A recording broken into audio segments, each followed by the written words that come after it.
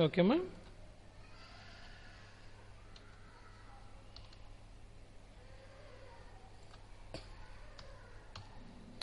So instance variables గురించి నిన్న మనం జస్ట్ ఇంట్రొడక్షన్ తీసుకున్నాం. ఇన్స్టాన్స్ వేరియబుల్స్ అంటే క్లాస్ వేరియబుల్స్ అనమాట. Class variables. So class variables అనేవి క్లాస్ లోపల ఉంటాయి. అంటే క్లాస్ ఓపెన్ చేయగానే కర్లీ బ్రేస్తో క్లాస్ను ఓపెన్ చేయగానే మనం డిక్లేర్ చేసే వేరియబుల్స్ని క్లాస్ వేరియబుల్స్ అంటాం. ఇవి ఏ మెథడ్ లోపల ఉండవు. క్లాస్లో ఉంటాయి కానీ మెథడ్లో ఉండవు. వీటిని ఇన్స్టాన్స్ వేరియబుల్స్ అని కూడా అంటాం. ఎందుకంటే క్లాస్కి మీరు ఆబ్జెక్ట్ క్రియేట్ చేయగానే ముందు మెమరీ అలాట్మెంట్ జరిగిపోతుంది అనమాట. ఈ క్లాస్ వేరియబుల్స్కి ఎన్ని ఉంటే అన్ని. మెథడ్స్కి ఎప్పుడు అలాట్ అవుతుంది మెమరీ రెడీగా ఉంటుంది. మెమరీ ఎప్పుడు వాటికి ఇవ్వబడుతుంది, అలాట్మెంట్ జరుగుతుంది అంటే when you call the methods. Call చేశారు కదా, ఈ dot get data, S dot get data, S dot dis data. ఇలా కాల్ చేసినప్పుడు మెమరీ అలాట్మెంట్ జరుగుతుంది. పని అయిపోగానే మెమరీ అనేది డెస్ట్రాయ్ అయిపోతుంది. అందుకనే మీకు మెథడ్ లోపల ఉన్న వేరియబుల్స్ బయటికి ఎందుకు రావు అంటే కారణం ఇదే. మెమరీ వెళ్ళిపోతుంది. ఇంకా మెమరీ పోయినప్పుడు వేరియబుల్ డిక్లేర్ చేసినప్పుడు ఉన్న మెమరీ కూడా పోతుంది ఇంకా. But not for class variables. Class variables memory అలాగే ఉంటుంది. ఎప్పటి వరకు? మీకు పూర్తిగా క్లాస్ అయిపోయేంత వరకు. సపోజ్ మీరు ఇప్పుడు మెయిన్ మెథడ్లో ఆబ్జెక్ట్ క్రియేట్ చేశారు. ఈ ఎంప్లాయీకి స్టూడెంట్కి ఎస్ అని క్రియేట్ చేశారు. మెయిన్ మెథడ్ క్లోజ్ అయ్యేంత వరకు ఎస్ ఆబ్జెక్ట్ రన్ అవుతూనే ఉంటుంది. దానిలో డౌట్ ఏం లేదు. పైన ఒక క్లాస్ ఉంది స్టూడెంట్ అని, కింద ఒక క్లాస్ ఉంది మెయిన్ మెథడ్ క్లాసు. నన్ను ఎవరో మైక్ ఆన్ చేశారు, మైక్ ఆఫ్ చేసుకోండి. పైన ఒక క్లాస్ ఉంది స్టూడెంట్ క్లాస్, క్రింద ఒక క్లాస్ ఉంది మెయిన్ మెథడ్ క్లాస్. స్టూడెంట్ క్లాస్కి మెయిన్ మెథడ్లో ఆబ్జెక్ట్ క్రియేట్ చేశాం. మెయిన్ మెథడ్ కంప్లీట్ అయిపోయేంత వరకు స్టూడెంట్ క్లాస్ యొక్క ఎస్ అనే ఆబ్జెక్ట్ మెమరీ అలా రన్ అవుతూనే ఉంటుంది.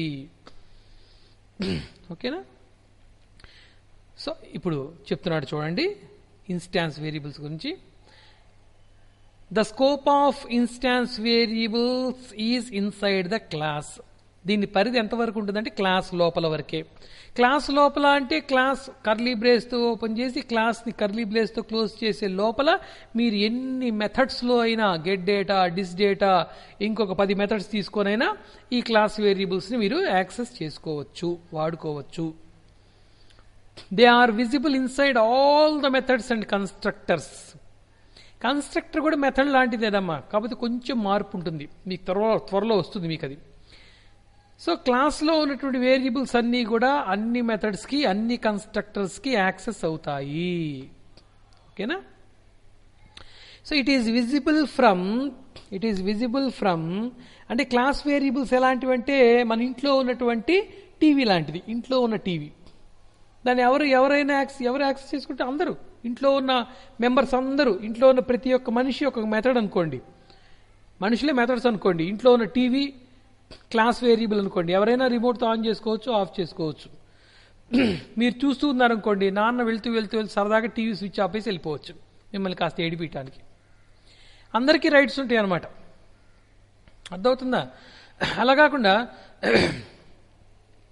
నాన్న ఒక ఎంప్లాయీ అనుకోండి, నాన్నకు కంప్యూటర్ ఉందనుకోండి, దాంట్లో అన్ని నాన్నకు సంబంధించినటువంటి ఫైల్సే ఉన్నాయనుకోండి, నాన్న దాన్ని ముట్టుకునేవాడు. ఎందుకంటే అది నాన్నకు సంబంధించిన ఫైల్స్ అన్ని దాంట్లో ఉంటాయి కాబట్టి. అది లోకల్ వేరియబుల్ అవుతుందన్నమాట. Local to the method. అది ఆ మనిషికి సంబంధించిన వేరియబుల్. ఓకేనా? ఎవరు ఇంక ముట్టుకోలేరు దాన్ని. ముట్టుకోవడం అంటే చేత్తో ముట్టుకోవడం కాదు, ఉపయోగించడం. సో చెప్తున్నాడు చూడండి, it is visible from the beginning of its program block to the end of the program block in the class. Program block మొదటి నుంచి ప్రోగ్రామ్ బ్లాక్ చివరి వరకు ఎక్కడైనా ఉపయోగపడుతుంది అది. ఓకేనా? క్లాస్ లోపల క్లాస్ ఓపెన్ దగ్గర నుంచి క్లాస్ క్లోజింగ్ వరకు ఎక్కడైనా వాడుకోవచ్చు దాన్ని. ఆ వేరియబుల్ని ఎక్కడైనా వాడుకోవచ్చు. All the methods, constructors and blocks inside the class can access the instance variables.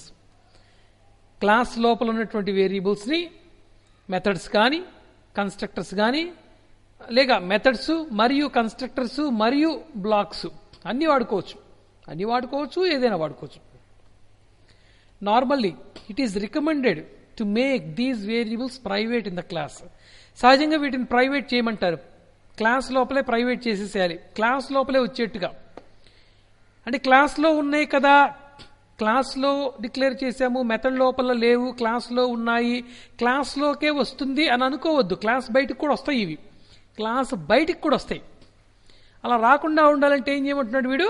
Private చేయాలి దాన్ని. ప్రైవేట్ అంటే క్లాస్ మాత్రమే ఉపయోగించుకునే విధంగా, క్లాస్ మాత్రమే. మీకు త్వరలో వస్తుంది అది. మీకు క్లాస్ లోపల ఉంది కదా అని అనుకోకూడదు. ఇప్పుడు ఫర్ ఎగ్జాంపుల్ మన ఇంట్లో టీవీ ఉందనుకోండి, మనకు టీవీకి ఒక పాస్వర్డ్ పెట్టుకుందాం అనుకుందాం, టీవీకి ఒక పాస్వర్డ్ పెట్టుకుందాం.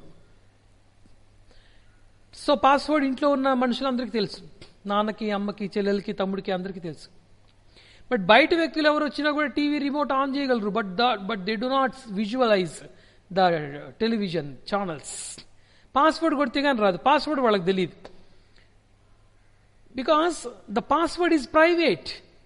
అది నీకు, నాకు, అంటే నాన్నకి, అమ్మకి, తమ్ముడికి, చెల్లెలకి, బామ్మకి, తాతయ్యకి, వీళ్ళకే తెలుస్తుంది. బయట వాళ్ళు ఎవరికి తెలియదు. టీవీ ముట్టుకుంటారు, టీవీ పవర్ ఆన్ చేస్తారు, టీవీ రిమోట్ ఆన్ చేస్తారు, but they cannot visualize the channels.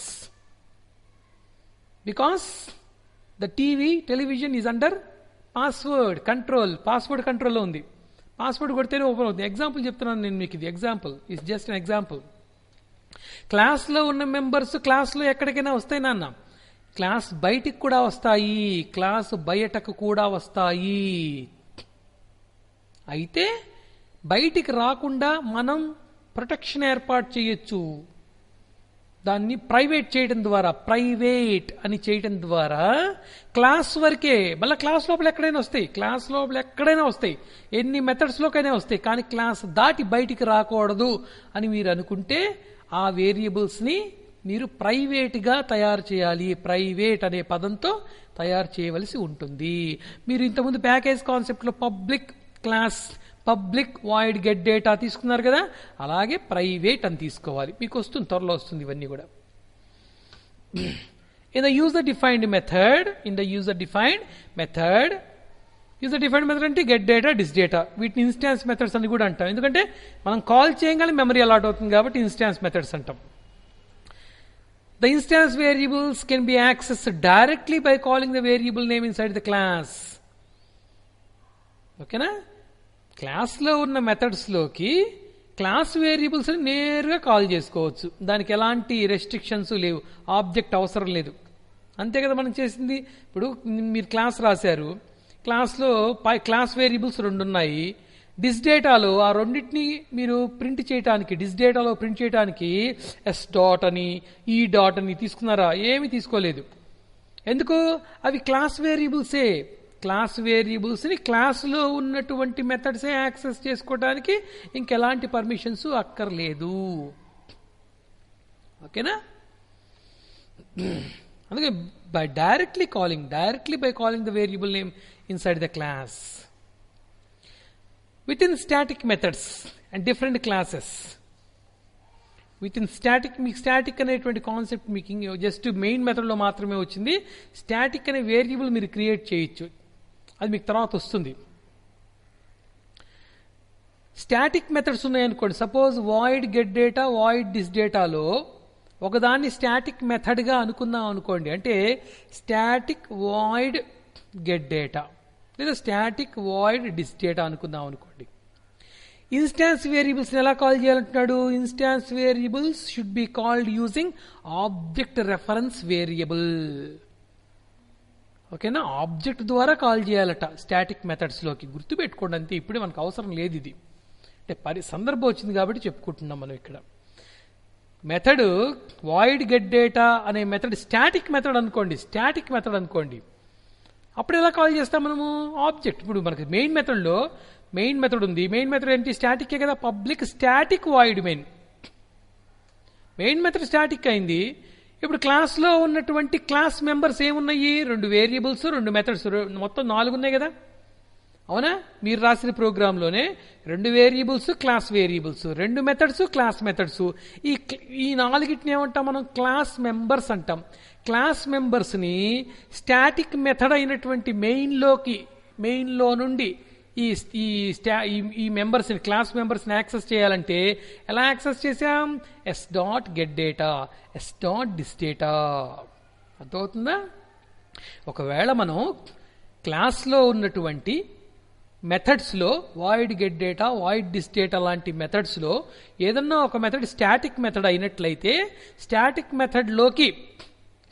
మెథడ్లోకి class మెంబర్స్ని యాక్సెస్ చేసుకోవాల్సి వస్తే రెఫరెన్స్ తీసుకోవాలి, ఆబ్జెక్ట్ రెఫరెన్స్ తీసుకోవాలి అని చెప్తున్నాడు. దానికి ఎగ్జాంపుల్గా మీకు తెలిసిన దాంట్లో నేనేం చెప్పానంటే, ఇప్పుడు మెయిన్ మెథడ్ స్టాటిక్కే కదా, క్లాస్లో ఉన్న వేరియబుల్స్ మాత్రమే కాకుండా క్లాస్లో ఉన్న మెథడ్స్ గెట్ డేటా, డిస్ డేటా కూడా క్లాస్ మెంబర్సే. వాటిని స్టాటిక్ మెథడ్ అయినటువంటి మెయిన్లోకి యాక్సెస్ చేసుకోవడానికి రెఫరెన్స్ చెప్తున్నాం కదా అనే ఎగ్జాంపుల్ చెప్పాను.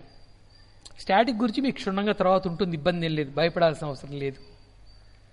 ఇది ఇన్స్టాన్స్ వేరియబుల్స్. ఓకేనా? ప్రోగ్రామ్ చెప్పాడు, మీరు చేసిన ప్రోగ్రామే చూడండి. ఇవి ఇన్స్టాన్స్ వేరియబుల్స్. క్లాస్ పేరు క్యాలిక్యులేషన్, బ్లాక్ 1. ఓకేనా? 2 క్లాస్ వేరియబుల్స్ ఇవి AB అనేవి. అడిషన్ ఇది ఒక మెథడ్, వాయిడ్ మెథడ్. దీంట్లోపల ఇదంతా కూడా మెథడ్ బ్లాక్. X అనే వేరియబుల్ తీసుకున్నాను. X అనే వేరియబుల్ ఇది అడిషన్ లోపల తీసుకున్న వేరియబుల్. ఇంట్ యాడ్ అనే వేరియబుల్ తీసుకున్నాను. A+B+X, AB అనేవి క్లాస్ వేరియబుల్స్, X అనేది అడిషన్లో ఉన్న వేరియబుల్. ఓకేనా? చక్కగా 3 కూడా ప్రింట్ అయిపోతాయి, ఎలాంటి ఇబ్బంది లేదు. ఓకే, అంటే లోకల్ వేరియబుల్ గురించి చెప్తున్నాను నేను. మెథడ్ లోపల ఉన్న లోకల్ వేరియబుల్ గురించి ఇక్కడ ప్రోగ్రామ్ ఉంది. మీరు రాసిన ప్రోగ్రామ్ చాలా ఎక్సలెంట్గా ఉంది. ఓకేనా? అర్థమైందా? ఇవి ఇన్స్టాన్స్ వేరియబుల్స్ అన్నమాట. ఈ AB అనేవి instance variables, right? Loop variables ఇది కాక ఇంకొకటి ఉంటుంది, దాంతో మనకి కాన్సెప్ట్ పూర్తవుతుంది. Loop variables. లూప్ లోపల గనక మీరు ఒక వేరియబుల్ డిక్లేర్ చేస్తే దాన్ని లూప్ వేరియబుల్ అంటాం. ఓకేనా? చూడండి, ఇక్కడ ఫర్ లోపల ఇది కొత్త రకంగా ఉండే ఫర్ అన్నమాట. చూడండి, కొత్త రకంగా ఉంది ఫర్. కోలన్ కూడా వాడాం. జనరల్గా ఫర్ ఎలా ఉంటుంది? For i = 0, semicolon, i ≤ 10, semicolon, i++ ఇలా ఉంటుంది కదా. కానీ ఇక్కడ చూడండి, నేను ఏ సెమీకోలన్ వాడకుండా కోలన్ వాడాను. సో ఈ ఫర్ లూప్కి ఉండేటువంటి గుణం ఏంటంటే, ఇక్కడ మనం డిక్లేర్ చేసిన స్ట్రింగ్ నేమ్ ఇది ఫర్ లూప్లో డిక్లేర్ చేసాం. ఫర్ లూప్ బ్రాకెట్ పేరెంథసిస్ ఓపెన్ అయిన తర్వాత తీసుకున్నాం మనం. ఎరేజ్ చేస్తాను, చూసుకోండి ఒకసారి. ఓకేనా? ఫర్ లూప్ పేరెంథసిస్ ఓపెన్ అయిన తర్వాత దాని లోపల నేను స్ట్రింగ్ నేమ్ అనే వేరియబుల్ డిక్లేర్ చేశాను. పక్కనే కోలన్ నేమ్స్ అని ఇచ్చాను.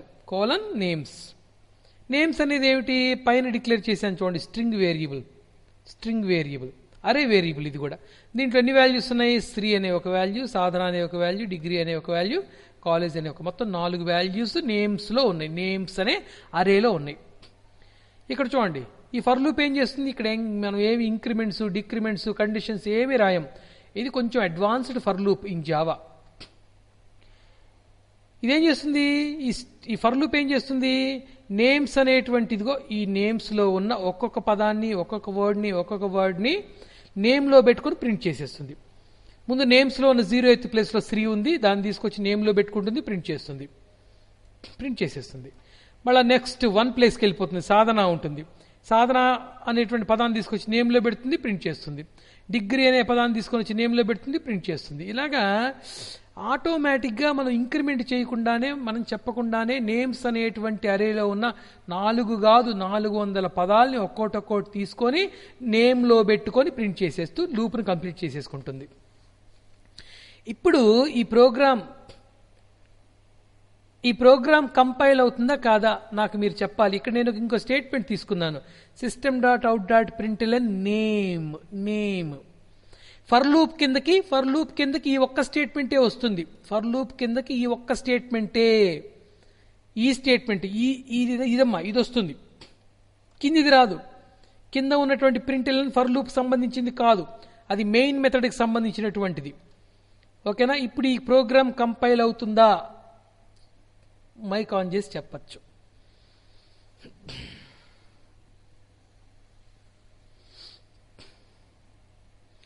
ఈ ప్రోగ్రామ్ కంపైల్ అవుతుందా, అయితే ఎందుకు అవుతుంది, కాకపోతే ఎందుకు కాదో కూడా చెప్పాలి.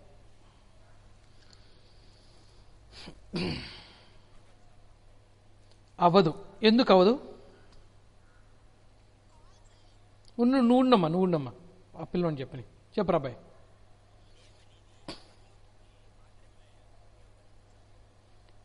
ఎందుకట్లా?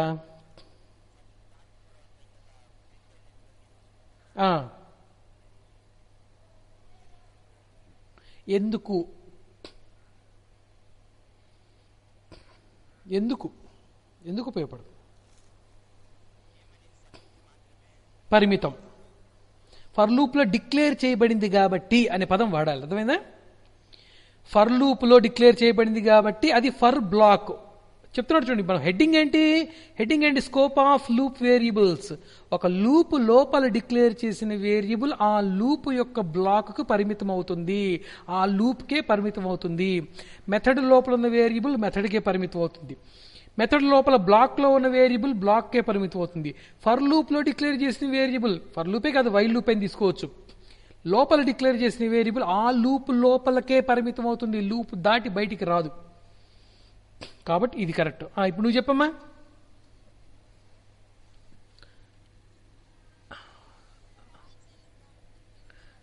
కాల్ చేశాను కదా, ఇదిగో నేమ్ అని కాల్ చేశాను కదా. ఓకేనా? ఇది రాంగ్, కంపైలేషన్ జరగదు అసలు. మీకు నేను చూపిస్తాను చూడండి, 1 సెకండ్. ప్రోగ్రామ్ రాసి పెట్టించాను, ఇఫ్ నాట్ మనం మళ్ళీ ప్రోగ్రామ్ తీసుకోవచ్చు, ఇబ్బంది ఏం లేదు.